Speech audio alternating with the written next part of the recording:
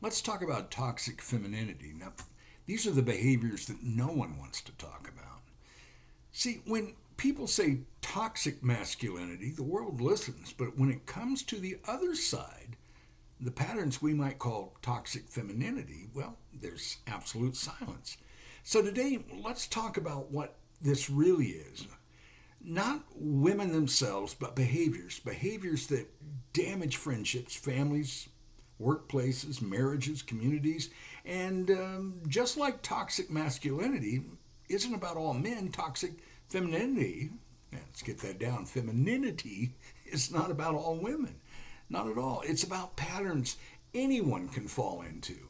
But that often they get a free pass when they show up in feminine form. Now think about it. Let's look at the definitions and the research done on this. Psychologists call this relational aggression or indirect aggression.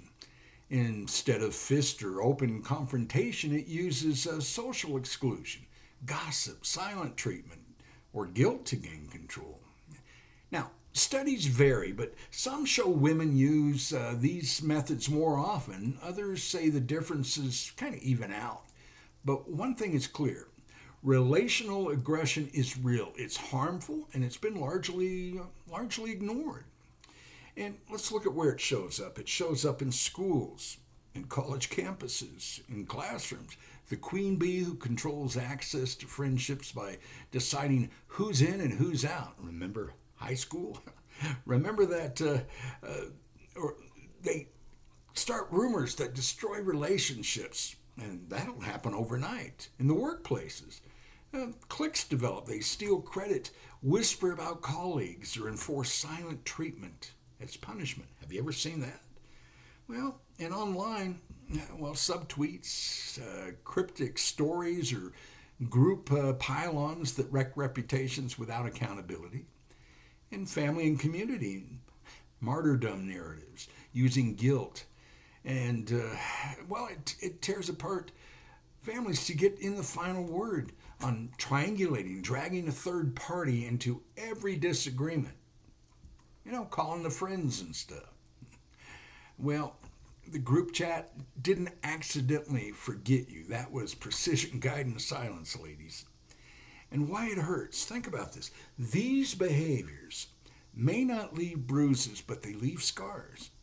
People who've been targeted, well, they report higher anxiety, depression, and withdrawal. In workplaces, it destroys trust. In friendships, it isolates. And in families, it fractures relationships that should be life-giving and lifelong. And there is a double standard. Did you know this? We're quick to call out male aggression, and we should, but relational aggression often gets dismissed as girls being girls, or just drama. That double standard hides real harm, and it creates cynicism. When we call one side toxic and excuse the other, well, that's cynicism. The antidote isn't shaming women, it's naming behaviors and pointing to something healthier.